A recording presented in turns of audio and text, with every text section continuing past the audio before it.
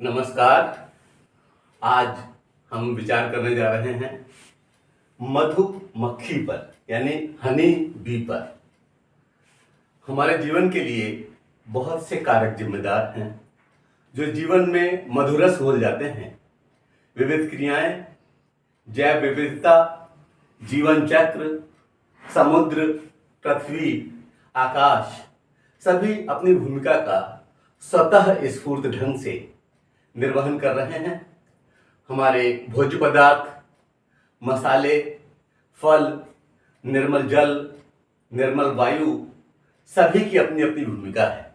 लेकिन इस सारे उत्पादन में कहीं बहुत अधिक महत्वपूर्ण भूमिका परागण की है और परागण की यह भूमिका विविध जीवों द्वारा निर्वाहित की जाती है और पुष्पन पल्लवन के क्रम में हमें जो निरंतरता दिख पड़ती है उसके पीछे एक कॉज यह भी है कि एक मक्खी, जैसे कि हम शहद की मक्खी कहते हैं, जिसे हम मधुमक्खी कहते हैं, वह भी अपनी भूमिका का निर्वहन करती है और परागण में बहुत ही महत्वपूर्ण भूमिका इस शहद की मक्खी की है।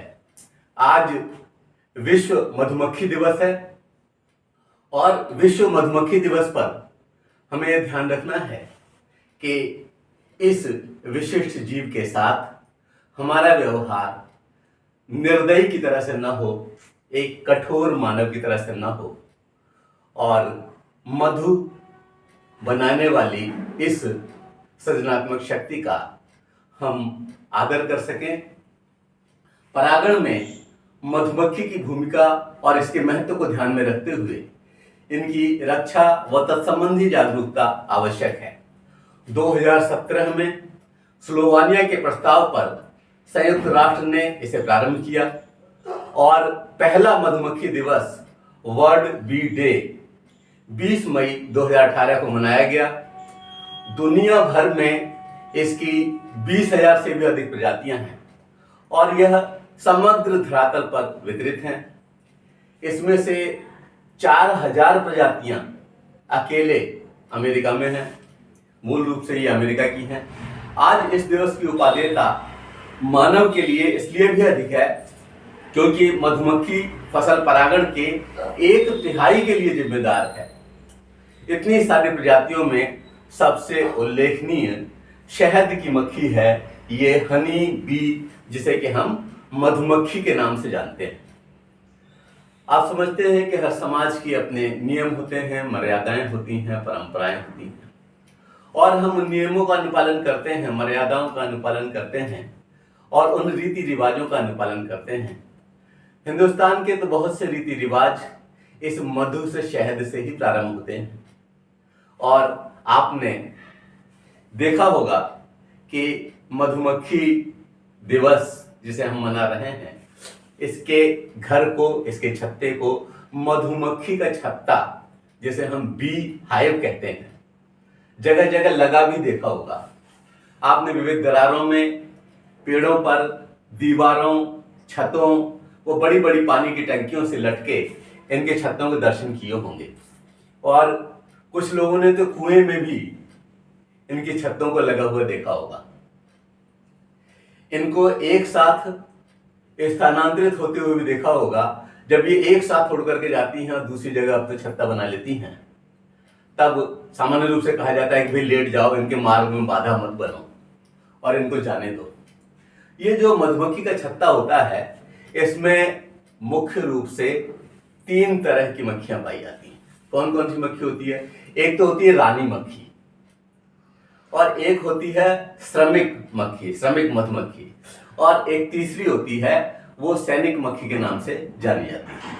और रानी मक्खी पूरे छत्ते में केवल एक होती है और जो श्रमिक मक्खियां होती हैं इनमें प्रजनन की क्षमता नहीं होती है।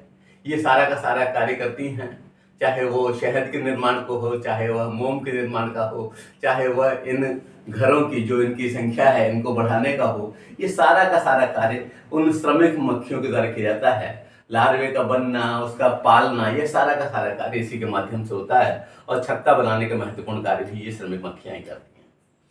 और नर मधुमक्खियों में का काम यह है कि वो रानी मक्खी के साथ में वंश वृद्धि के लिए जिम्मेदार हैं। नर मधुमक्खी की को हम अगर पहचानना चाहें तो उसकी आंखें बड़ी बड़ी होती हैं, और अगर हम रानी मक्खी को पहचानना चाहें तो उसके उदर को देख करके अंदाजा लगा सकते हैं कि यह रानी मक्खी है। और इस तरह से इन दोनों की पहचान की जा सकती है। एक बहुत ही महत्वपूर्ण बात है कि हम लोगों के जो नेत्र होते हैं वो 2 होते हैं, और मधुमक्खी की आंखें होती हैं 5, जिनमें से 2 बड़ी आंखें तो उसके सिर के दोनों ओर होती हैं, और एक एक आंख में हजारों हजारों लेंस होते हैं। इसको हम कहते हैं मिश्रित आंखें। और अन्य शेष 3 सरल आंखें, जिसे कि हम ओसेली आंखें कहते हैं, ओसेली आंखें कहलाती हैं। मिश्रित आंखें दृश्य को व्यापकता प्रदान करती हैं। अगर हम इनकी आंखों के समग्र लेंसेज की संख्या गिनना चाहें तो इसमें लगभग 6000 लेंस होते हैं इनकी आंखों में। बहुत ही महत्वपूर्ण है, अद्भुत जीव बनाया है प्रकृति ने जिसमें इतनी सारे लेंसेस विद्यमान हैं। अच्छा, मधुमक्खी दिवस है और मानव तो अपने स्वार्थ के बिना कुछ करता ही नहीं, हमारे स्वार्थ से टकराते हैं। मधुमक्खी बहुत ही महत्वपूर्ण है मानव के लिए।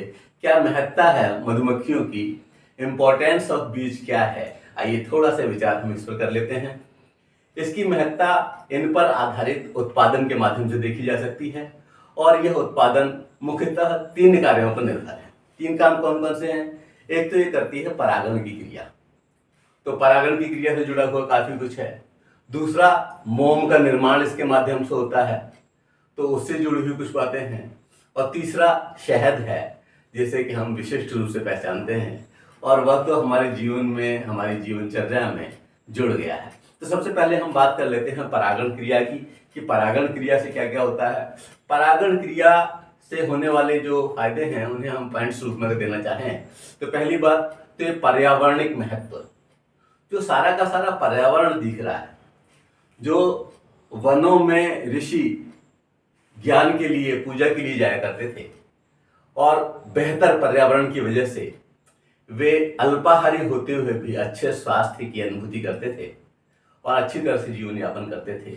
तो उसमें इन मधुमक्खियों का बहुत महत्वपूर्ण रोल है, क्योंकि यही तो परागण के माध्यम से इधर उधर ले जा करके बीजों को, विभिन्न वृक्षों को, बहुत सारे फूलों को, जो सुगंधों से भरी हुई वाटिका दिखाई पड़ती हैं, उसमें भी कहीं ना कहीं रोल इस मधुमक्खी का ही है। और एक बहुत ही महत्वपूर्ण बात यह है कि जो 1/3 खाद्य आपूर्ति है हमारी, उसमें ये सहयोगी की भूमिका निभाती हैं। वो सारा का सारा उत्पादन इनके माध्यम से होता है। अगर हम संतरों की बात करें और ये एक कल्पना करें कि मधुमक्खी नहीं है, तो एक संतरा $50 से ज्यादा का पड़ेगा। तो ये बहुत महत्वपूर्ण भूमिका है इनकी। और 1/3 खाद्य आपूर्ति, चाहे वह पेय के रूप में हो, चाहे वो फलों के रूप में हो, चाहे वो और सब्जियों के रूप में हो, चाहे वह सौंदर्य युक्त पुष्पों के माध्यम से हो, इसमें हमारी जो खाने की सामग्रियां हैं उसका 1/3 भाग में मधुमक्खियों का योगदान है। अब एक दूसरी बात, एक जगह वन्य जीवों का भोजन, अल्फाफा घास होती है, उसके बनाने में इन मधुमक्खियों का बहुत योग है। इस तरह से बहुत सारी चीजें जो हमें हरितिमा दिखाई पड़ती है, उस हरितिमा में कहीं रोल प्ले करती हैं ये मधुमक्खियां। तो वन्य जीवों का भोजन जो तैयार होता है उसके लिए भी इनका रोल बहुत महत्वपूर्ण है। एक और बात, जब ये जगह जगह जाकर के परागण कर देती हैं तो उससे होता क्या है कि जो जड़ें निकल करके आती हैं वो मृदा को रोक लेती हैं, मृदा क्षरण रुक जाता है। जब बरसात होती है, कटाव होता है, उस समय वो जड़ें मिट्टी को बांध लेती हैं, और रोल उसमें किसका है? इस नन्ही सी मधुमक्खी का। तो मृदा क्षरण में भी इसका योग होता है। और विश्व में जितने आपको फाइबर वाली चीजें दिख रही हैं, आधे फाइबर, पूरे विश्व के आधे फाइबर, तेल और बहुत सारा कच्चा माल इन मधुमक्खियों की कृपा की वजह से हमको प्राप्त होता है। देखने में बड़ा छोटा सा जीव है और हम इसको विस्मृत किए रहते हैं, और इसीलिए इस दिवस को मनाने की आवश्यकता पड़ी है। तो बहुत जरूरी है मधुमक्खी का सम्मान करना, आदर करना, इसके जीवन की रक्षा करना। अगली बात हम करते हैं मोम निर्माण प्रक्रिया। मोम जो ये बनाती हैं और बहुत अधिक चबा चबा करके, बहुत अधिक इस तरह से व्यवस्थित करके इतना लचीली चीज बना देती हैं जिससे कि इनको छत्ते के निर्माण में मदद मिलती है। और उस मोम को हम लोग अपने फायदे के लिए तरह तरह से इस्तेमाल करते हैं। आप समझिए, मानव और मानवीय हृदय की बहुत बड़ी बात होती है, लेकिन मानव का यह गुण देखिए कि जो पशु हैं, जो जीव हैं, जो अपने लिए उत्पादन कर रहे हैं, वो सबका इस्तेमाल मानव अपने लिए कर लेता है। गाय दूध दे रही है, भैंस दूध दे रही है, तो उससे छुड़ा करके वो दूध स्वयं पी जा रहा है। वहां मधुमक्खी अपने लिए घर बना रही है, उन घरों को विनष्ट करके उससे मोम खुद ही ले रहा है, मानव शहद खुद ही ले रहा है। तो ये जो मोम का इस्तेमाल है, मोम जो बनता है, उसके उत्पादन में मधुमक्खियों की बहुत बड़ी भूमिका है। आज हम देखते हैं जगह जगह कैंडल मार्च होते हुए, जरा सी कोई घटना हुई कैंडल मार्च, और हम भूल जाते हैं कि इसमें मधुमक्खी का भी योगदान है। वो कैंडल्स किनसे बनी हुई हैं, वो मोमबत्तियां किससे बनी हुई हैं? इसी मोम से तो बनी हैं। आज मोम को हम अपने स्किन के लिए इस्तेमाल करते हैं। विभिन्न पत्तियां जो मोम से युक्त होती हैं, पत्तियां, वो लगा करके और अचानक हटा करके शरीर के अनचाहे रोगों को हटाने का हम प्रयास करते हैं। उस सब में मोम की भूमिका है। चोट लग जाती है तो उस समय भी मोम की पोटली बना करके और उसमें कुछ और मिला करके उससे सिकाई की व्यवस्था करी जाती है। कहने का मतलब यह है कि मोम निर्माण की जो प्रक्रिया मक्खियों के माध्यम से पूरी होती है, वह मानवों के लिए बहुत भले की है, मानवों के बहुत उपयोग में आती है, और इसलिए इस विश्व मधुमक्खी दिवस की उपादेयता और बढ़ जाती है। अब हम बात करते हैं उस सांस्कृतिक उपादान की जो विभिन्न धर्मों में है, विभिन्न जातियों में है, विभिन्न लोगों के माध्यम से होता है। उस सब में कहीं ना कहीं इस मोम का इस्तेमाल तो है ही। चाहे हम अपने विद्यालय में दीप प्रज्वलन करना हो तो पहले हम मोमबत्ती जला लेते हैं, जिससे कि एक ही तीली से काम चल जाए, और यह लंबे समय तक जलती है। तो जब तक दीप प्रज्वलित न हो जाए, उसमें अगर 5 बत्तियां हैं तो पांचों न जल जाएं, तो उसमें मोमबत्ती अपना रोल प्ले करती है और नींव की ईंट के मानंद फिर उसमें फूंक मार के बुझा के उसको रख दिया जाता है और दीपक प्रज्वलित होता रहता है। विभिन्न पूजाओं में इसका इस्तेमाल होता है और इसको वर्जित नहीं माना जाता। विभिन्न कैंडल मार्च में आप सबके हाथों में से देखते हैं, और कई बार आप देखते हैं कि जो मृत हैं उनके पास जाकर के लोग मोमबत्ती जला करके आते हैं। उनकी जो स्थल बने हुए हैं जहाँ पर वे अंतिम आराम कर रहे हैं, मृत्यु के बाद की स्थिति है जहाँ पर उन्हें दफनाया गया है, वहाँ पर लोग इसे जला करके आते हैं। तो बहुत जगह है इसका इस्तेमाल हमें देखने को मिलता है, और हमारी सांस्कृतिक विरासत की जो कहानियाँ हैं उसमें इसका योगदान है। अब हम सबसे महत्वपूर्ण चीज पर आते हैं जो मानव बहुत इस्तेमाल करता है, और शहद, जैसे कि इस मधुमक्खी के द्वारा फूलों से रस लेकर उसको जगह जगह से ला करके उस मकरंद को और उसे प्रोसेस करके इस रूप में बदला जाता है। शहद का भारतीय परिप्रेक्ष्य में इतना अधिक महत्व स्वीकारा गया है कि इसे प्रकृति का अमृत भी कहा गया और स्वर्ण अमृत नाम से भी जाना गया। और आपने बहुत सारे नाम सुने होंगे, मधुकर, मधुसूदन, मधुकर भौरे को कहा जाता है। मधुसूदन भगवान श्री कृष्ण के लिए इस्तेमाल हुआ है जब उन्होंने मधु और कैटभ नाम के राक्षसों का वध किया था, मधुसूदन कहलाए थे। और महिलाओं में आप नाम देखने को मिलता है मधुलिका, प्रसिद्ध हीरोइन के नाम आपने सुना होगा मधुबाला, माधुरी दीक्षित, मधुर, इस तरह के बहुत सारे नाम आज इस मधुमक्खी से छुड़ा करके हम लोगों ने अपने रख लिए हैं। और जब सीता जी का हरण हो जाता है तब श्री रामचंद्र जी उनको ढूंढने के लिए निकलते हैं, तो किसी ने लिखा कि हे खग मृग हे मधुकर सैनी, तुम देखी सीता मृग नैनी, तो वहां भी मधुकर का जिक्र आया है, मधुकर सैनी शब्द इस्तेमाल हुआ है।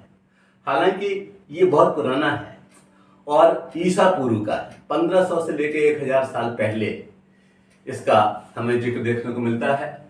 ऋग्वेद में इसके दर्शन होते हैं। बृहदारण्यक उपनिषद है, उसमें तो एक चैप्टर है मधु ब्राह्मण करके, तो वहां पर यह मधु शब्द हमें देखने को मिलता है। पौराणिक महत्व इसका इतना अधिक है कि ऋग्वेद में इसे मीठा उपचारात्मक भोजन और देवताओं की भक्ति के लिए जो श्रद्धा युक्त जो भोग लगाया करते थे हम, जो अपनी श्रद्धा को दिखाया करते थे, उसमें कहीं इस शहद का महत्व है और उस भोग में इस शहद का महत्व है। जो पंचामृत या चरणामृत बनता है उसमें इस शहद का महत्व है। वैदिक साहित्य में शहद शब्द का बहुत इस्तेमाल हुआ है और इस शहद को विभिन्न और नामों से भी जाना गया है। और मिठास के लिए, शब्दों की मिठास तक के लिए क्या शहद जैसी वाणी है। हम इस शहद का इस्तेमाल कर लेते हैं, इस मधु का इस्तेमाल कर लेते हैं। और जब हम वातावरण कहते थे, बड़ा ही मधुरिम वातावरण था। मधु वहां पे आकर के अनायास ही जुड़ जाता है। धन्य है यह मक्खी जिसे कि हम शहद की मक्खी या मधुमक्खी कहते हैं। वास्तव में सुखद के पर्याय के रूप में भी मधु या मधुमक्खी ने अपना रोल प्ले किया है। हमारे एक बहुत ही प्राचीन ऋषि दधीचि का नाम आप सबने सुना होगा। उन्हें इस मधु का संरक्षक माना जाता है और इसके आधार पर उन्होंने बताया कि संसार की समस्त चीजें एक दूसरे से जुड़ी हुई हैं। छांदोग्य और बृहदारण्यक उपनिषद में शिक्षा संबंधी जो विवरण है उसमें इसकी विशद व्याख्या है। ब्रह्मांड में सब एक दूसरे के साथ जुड़ा हुआ है। इस्लाम में भी इसे पवित्र माना गया है। प्राचीन मिस्र में शहद का भोग देवी देवताओं का लगा करता था और विभिन्न धार्मिक अनुष्ठानों में शहद की महत्वपूर्ण भूमिका को हम नजरअंदाज नहीं कर सकते। जब हवन होना होता है तब पंडित जी शहद का जिक्र अवश्य करते हैं। पहले तो जो हवी सामग्री हुआ करती थी उसमें भी शहद को मिलाया जाता था। आजकल लोग शर्करा का इस्तेमाल कर ले रहे हैं। तो आप समझिए कि शहद का इस्तेमाल कितना पुराना है और कितने लंबे समय से हो रहा है। एक और बात यह तो हमारी पूजा सामग्री में, साहित्य में, धर्म में, दर्शन में शहद के इस्तेमाल की बात हुई। इस शहद का औषधीय गुण भी है। जब बच्चों की त्वचा जाड़े में शुष्क हो जाती है तब मॉइस्चराइजिंग के लिए इस शहद का इस्तेमाल होता है। शहद को और केले को मिला करके लोग लगाते हैं और बहुत अच्छा मॉइस्चर माना जाता है। त्वचा के पोषण के लिए और त्वचा के रंग को सुधारने के लिए और नैसर्गिक आभा विकसित करने के लिए मुखमंडल पर शहद का इस्तेमाल होता है और कालांतर में थोड़े समय के बाद इसको धो दिया जाता है। लेकिन ऐसा लगता है कि त्वचा एकदम से जग गई है और बहुत सुंदर हो गई है। ऐसे ही जब हम जल जाते हैं या किसी वजह से दर्द हो जाते हैं तो उस जलन को शांत करने के लिए भी शहद का इस्तेमाल होता है। ये इसका औषधीय गुण है। जो सौंदर्य प्रसाधन है तरह तरह के हमारी स्किन केयर उत्पाद हैं, बहुत सारी क्रीम हैं, बहुत सारे ब्यूटी सैलून हैं, उन सब में शहद का इस्तेमाल होता है। किसी न किसी प्रकार से शहद को हम इस्तेमाल करते हैं। और जब हमें कहीं सूजन आ जाती है, नेत्र विकारों में भी हम इसका इस्तेमाल करते हैं और ये जीवाणुरोधी है, एंटीबैक्टीरियल गुण है इसमें और ये संक्रमण से मुक्ति दिलाने में भी कारगर है। तो शहद के बहुत सारे औषधीय गुण हैं। यहाँ तक कि जो चोट लग जाती है और घाव नहीं भर रहा होता तो लोग शहद का इस्तेमाल करने की राय देते हैं। पाचन में भी शहद का महत्वपूर्ण स्थान है। खांसी और खराश में, सर्दी जुकाम में, सभी जगह तो शहद ही शहद है। और जब हम लंबे व्रत रखते हैं तो ये कहा जाता है कि शहद का इस्तेमाल कीजिए, इससे आपको ऊर्जा मिल जाएगी। नींद जिन लोगों को नहीं आती है वो लोग शहद का इस्तेमाल कर सकते हैं। बालों के पोषण तक के लिए शहद का इस्तेमाल होता है और शहद का इस्तेमाल मोटे लोगों के लिए, मेरी तरह के लोगों के लिए भी है। आप समझिए, कहा जाता है कि गर्म पानी में शहद और नींबू डाल लीजिए और सुबह सुबह खाली पेट इसको पिया कीजिए, इससे आपका वजन गिरेगा। वजन गिराने की नहीं, वजन की वृद्धि के लिए भी यह आवश्यक है। ये कहते हैं कि अगर वजन को बढ़ाना है तो दूध के साथ शहद लो, शरीर वज्र जैसा हो जाएगा और बहुत अधिक इसमें वजन क्रिएट हो जाएगा। और अगर वजन को कम करना है तो नींबू के साथ शहद का इस्तेमाल करो। कहने का मतलब यह है कि शहद का प्रयोग बहुत तरीके से हो सकता है, लेकिन एक बात मैं बहुत महत्वपूर्ण ढंग से कहना चाहूंगा कि शहद का हम इस्तेमाल करें, कब करें, कैसे करें, कितना करें, कितनी मात्रा में करें और क्यों करें, इन सब के लिए हमें चिकित्सक की राय अवश्य लेनी चाहिए और डॉक्टर के परामर्श के अनुसार ही हमें शहद का सेवन करना चाहिए। मधुमक्खी के हम ऋणी हैं और इस ऋण को हम चुका भी नहीं सकते, क्योंकि हमारे बस की बात नहीं है कि हम पराग लेकर के आए और उसको बना लें। आप समझिए, हमारे यहाँ तो भ्रांति ये है कि कुछ लोग शहद में जब दाने पड़े हुए देखते हैं ना, कहते हैं शहद नहीं, नकली है। ऐसा नहीं होता। ऐसी स्थिति है, एक स्तर पर, एक टेम्परेचर पर उसका किण्वन हो जाता है और वो चीनी जैसे दाने दिख लेते हैं, लेकिन वो चीनी नहीं, वो शहद ही है। और शहद को गर्म करने में डायरेक्ट गर्म नहीं करना है, इस बात का ध्यान रखना है। पहले हम पानी गर्म करेंगे और गर्म पानी के बीच में वो कटोरा रख देंगे जिसमें शहद रखा हुआ है, तो इस तरह से शहद को पिघलाया जाएगा। शहद को डायरेक्ट गर्म करोगे तो गड़बड़ हो जाएगा।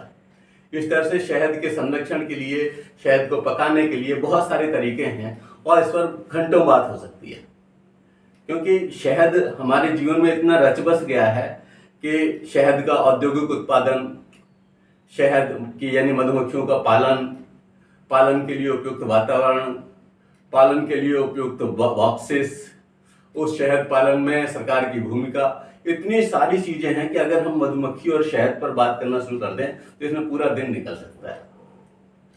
शहद के बारे में हम सबको जानना चाहिए, मधुमक्खी के बारे में जानना चाहिए। और ये सारी की सारी विवेचना अब तक जो हमने की है, इससे एक बात तो बहुत साफ हो जा रही है, एक बात बहुत स्पष्ट है कि मनुष्य और मधुमक्खी परस्पर एक दूसरे के बहुत ही महत्वपूर्ण साथी हैं। और जब हम अपनी फसलों के बचाव के लिए कीटनाशकों का इस्तेमाल करते हैं तो अनायास ही बहुत सारी मधुमक्खियां मारी जाती हैं। कभी कभी हमारी क्रूरता की वजह से भी इनका नुकसान होता है, लेकिन हमें मधुमक्खी का संरक्षण करना चाहिए, मधुमक्खी पालन को बढ़ावा देना चाहिए। इनका संरक्षण करने से परोक्ष रूप में हमारी ही प्रगति होगी। आप सभी को इस मधुमक्खी दिवस की बहुत सारी शुभकामनाएं, ढेरों शुभकामनाएं। आपने जब अपने बच्चे को पढ़ाना शुरू किया होगा, हो सकता है जीभ पर अन्नप्राशन से पहले ओम लिखा हो और वो ओम इस शहद से ही लिखा गया। तो इस मधुमक्खी दिवस की एक बार पुनः आप सभी को आत्मीय शुभकामनाएं देता हूं। यह मधुमक्खी संरक्षण प्रत्येक स्तर पर मुझे लगता है कि हमारे पाठ्यक्रम का भी हिस्सा होना चाहिए, चाहे वह प्राथमिक स्तर हो, चाहे वह माध्यमिक स्तर हो, चाहे वह उच्च शिक्षा स्तर हो, क्योंकि मधु के बिना जीवन में मधु रस नहीं आएगा। और हमारे हरिवंश राय बच्चन की मधुशाला, जहाँ पर इस मधु से कोई आशय ही नहीं है, उन्होंने भी लिखा कि मंदिर मस्जिद बैर कराते और मेल कराती मधुशाला। मधु शब्द भी जहां भी आ जाएगा वहां मिठास ही बोलेगा। और इस मिठास युक्त वातावरण में एक बार आपको पुनः मधुमक्खी दिवस की शुभकामनाएं। धन्यवाद। जय हिंद, जय भारत।